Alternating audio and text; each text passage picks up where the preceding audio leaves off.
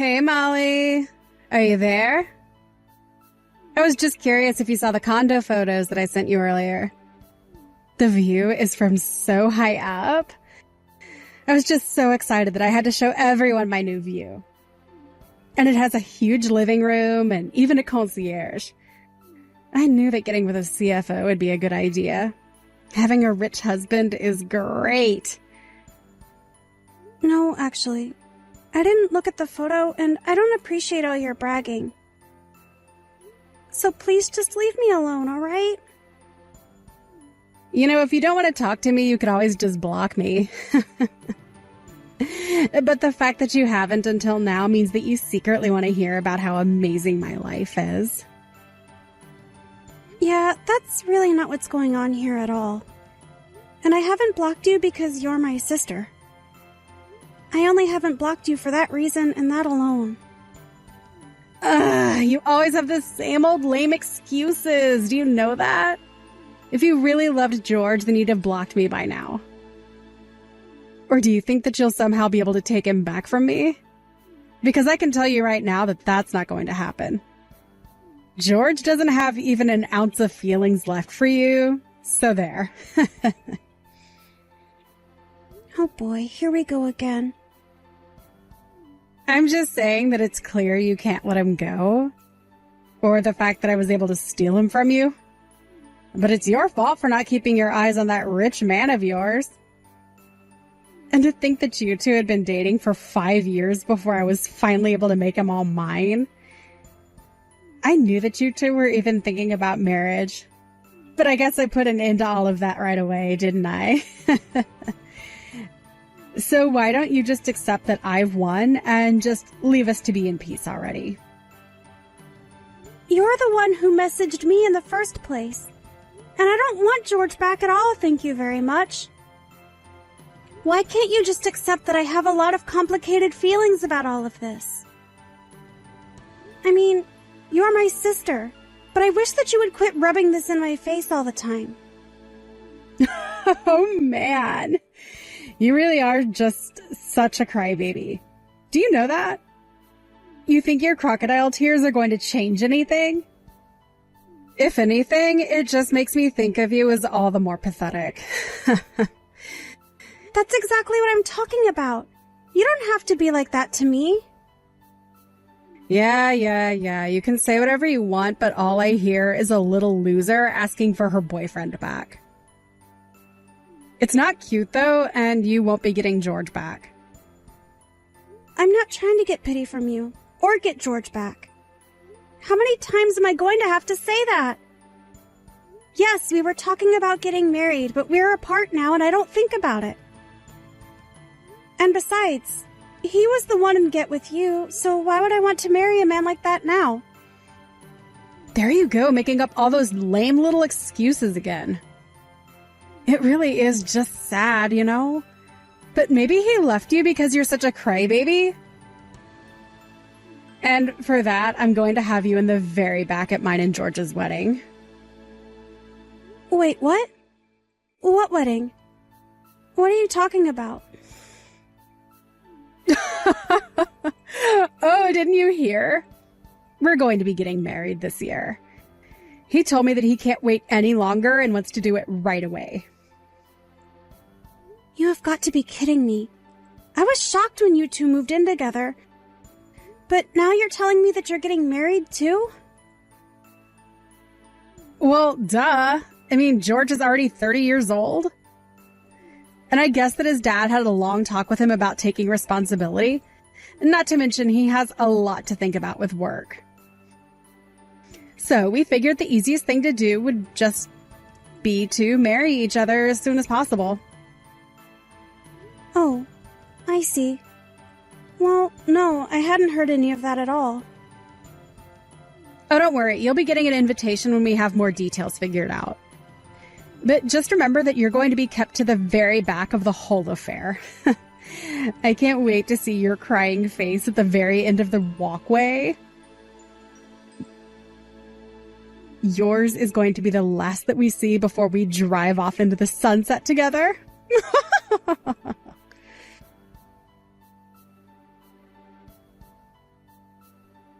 Oh man, don't you have any pride for yourself, Molly?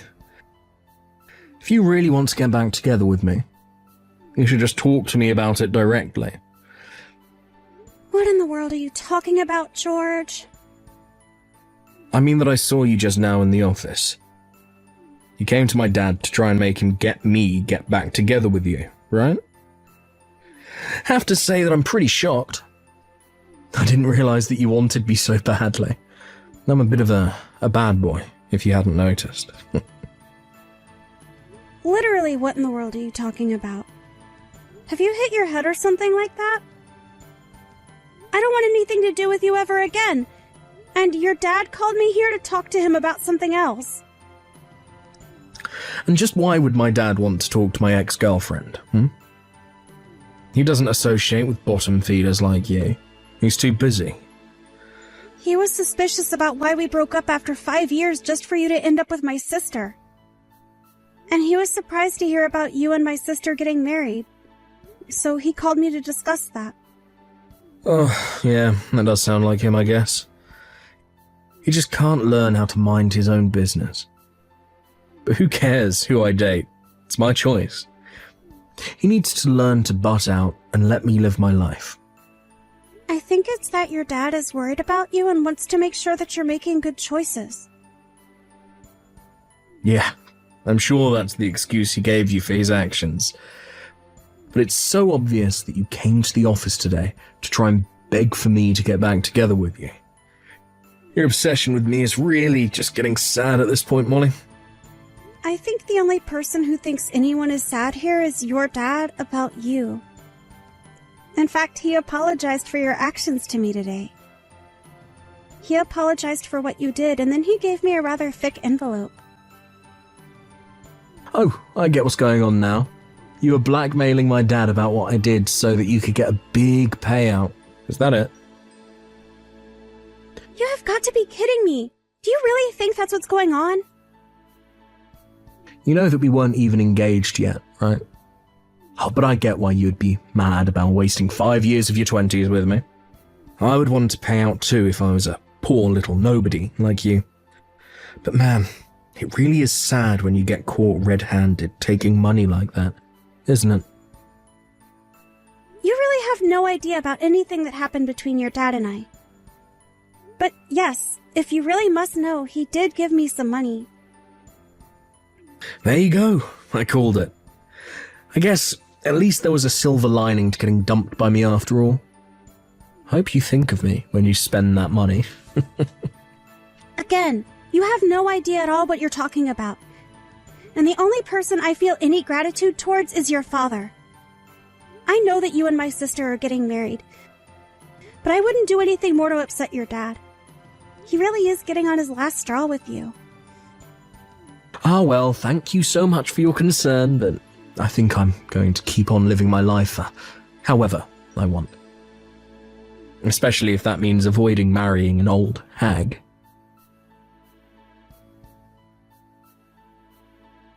Hey there, sis. Did you get the invitation to my wedding?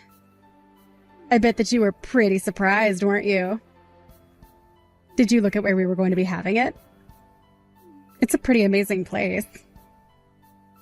Oh, yes. I saw the venue. It sounds like a pretty amazing place. Even the invitation was all shiny. And haven't a bunch of celebrities gotten married there too? This must be costing a lot, no?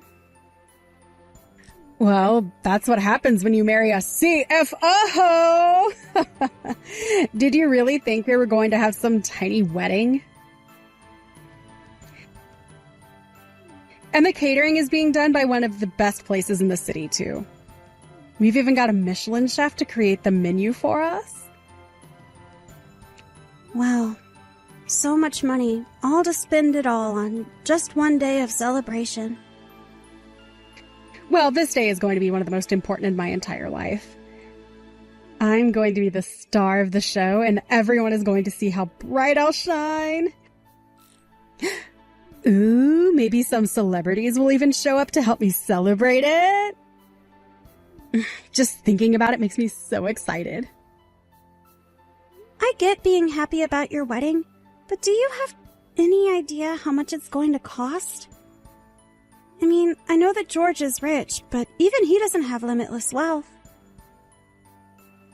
And you've basically been nothing but a mooch ever since you graduated. I have not been a mooch or anything like that. At all. I've made my own money off of modeling, thank you very much. I'm a model with an agency and everything. Sure, I have a part-time job that I have at my office and everything, but I'm a model. Don't get me wrong. It sounds to me like you have a really booming career there. But are you really saying that a part-time model and her unemployed fiancé are going to be able to afford something like this? I hope you two weren't planning on trying to pay for the whole thing through your wedding gifts. Who is unemployed here? Besides, there's really nothing to worry about at all. I mean, George's dad is going to be paying for it all anyways. So we're not going to be paying for anything. Hold on a second. You mean that George's dad really said that he's going to pay for it? Oh, come on. Surely you can't be surprised about that, right? I mean, of course he was going to. George is the CFO of his company. Of course his dad is going to pay for the wedding. Not just the venue. He's going to pay for the catering and staff and everything. We won't have to spend a single dime. But what I want to know is, if George's dad really actually promised that he would pay for your wedding, I mean, did he actually say those things? Because as far as I know, his dad really didn't seem to approve of his son sneaking around one bit. Oh, George told me all about how you were called into his father's office and how you probably tried to rat us out for your own benefit. But even then, there was no scolding that came or anything. Don't you get it? This just proves that I've won. I'm in and you're out, and that's that. He clearly approves of our wedding, and it's obvious that he's going to support us. Okay, I mean, I wasn't going to throw a fit about it or anything like that. I was just curious about what he said is all. And just why in the world do you even care now that this doesn't even involve you, huh? Did you really think his dad wouldn't support his own son? I mean, you know that George is going to take over the company once his dad steps down, don't you? There's no way that he wouldn't pay for a wedding with so much on the line. Well, that's interesting that you say that, because I'm actually not so sure he is going to be taking over. You really have no idea what you're talking about. You're just jealous because we're going to have the amazing wedding that you never could. But don't worry, it's not like we're not going to invite you. In fact, the both of us really hope that you show up. We want to rub your face in our success. Well, I'm your sister, so of course I was going to be at the wedding. But you said you were going to sit me in the back. So I'm still wondering if you even have a seat actually saved for me at this point. Oh, come on. That doesn't mean you're going to miss the wedding, though, right? You have to be there to sit in the back and look all sad for us. And you have to make sure to bring us a big wedding gift. We won't be accepting anything less than about 10 grand. Hold on a second. You're not really asking your guests to be giving you $10,000 as a gift, are you?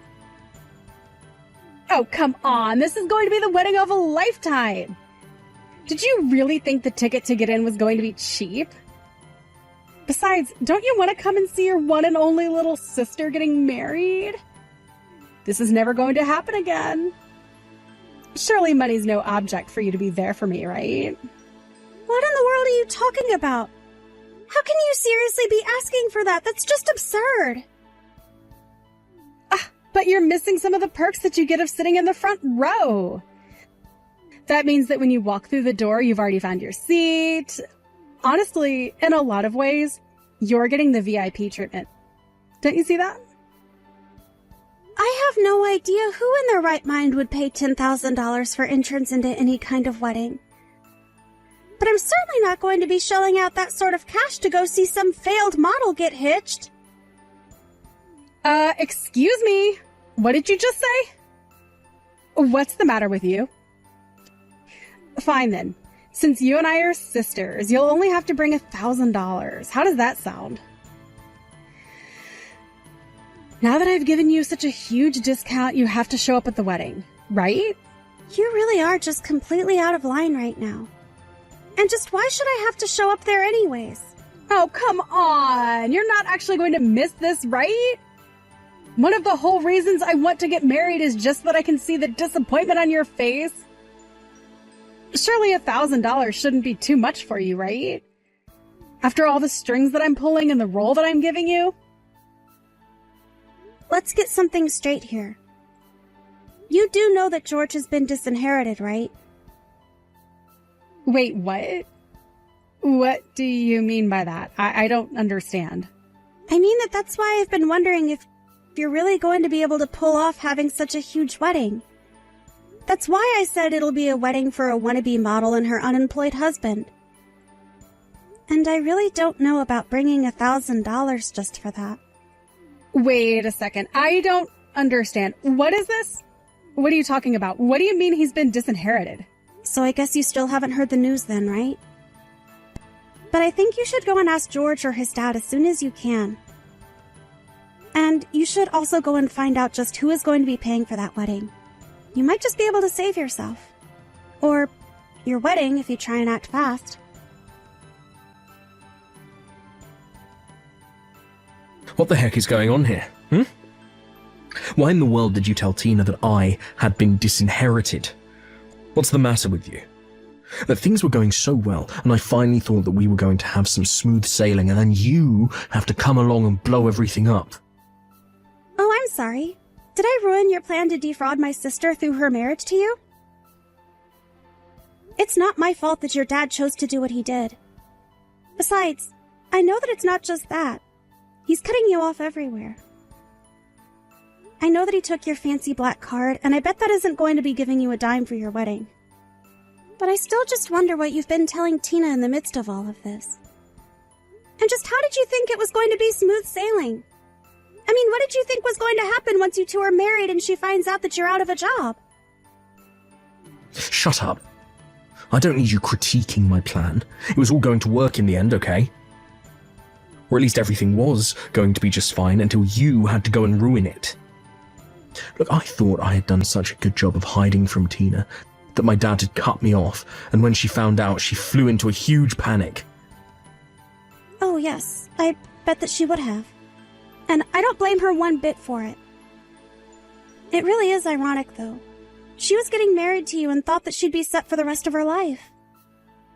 You two even wanted to invite me so that you could try and rub my face in it. But now the only people who are going to end up regretting everything are you two. What's the matter with you?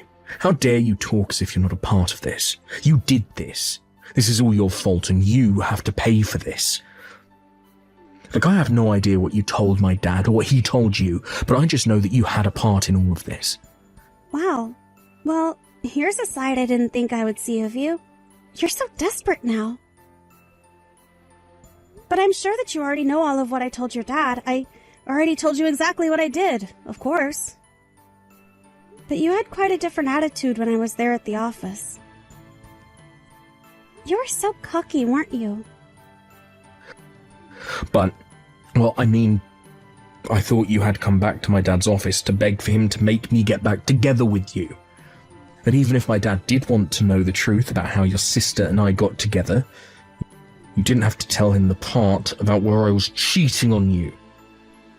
But don't you realize the problems that you've made for us? I was so shocked when the day after I saw you at the office, my dad called me into his and told me the horrible news. There you go, like a child crying because you didn't get a toy that you wanted. You thought you knew exactly what was going on, but you don't know anything. Shut up. You don't know anything. I'm not crying. This isn't how things were supposed to go. I'd never seen my dad so mad at me before. Look, he's always given me whatever I want, and now I'm going to get nothing for the rest of my life. This can't be happening to me. I can't believe that you've gotten this far in life and you still act like such a petulant, spoiled child. It really is just pathetic. What did you say? You can't talk to me like that. It's not fair. Of course your dad spoiled you. You were his one and only son. I mean, I know all about how your mom died when you were young. So obviously your dad was putting all his hopes into you. I'm not shocked at all that he is upset with you. You don't know anything about me or my dad, so don't pretend like you do. You know, when your dad called me into the office to talk about you and my sister, he was so crushed. He just had no idea how he could have ended up raising such a scummy son. He even said that. I could hear his voice choking up and how disappointed he was in you. No, that can't be right. Please tell me this isn't true. This can't be happening to me. Well, I think you have more pressing things to worry about now. Like, how are you going to afford this huge extravagant wedding that Tina kept going on and on about? Why don't you quit crying like a baby to me and get the rest of your life in order, huh?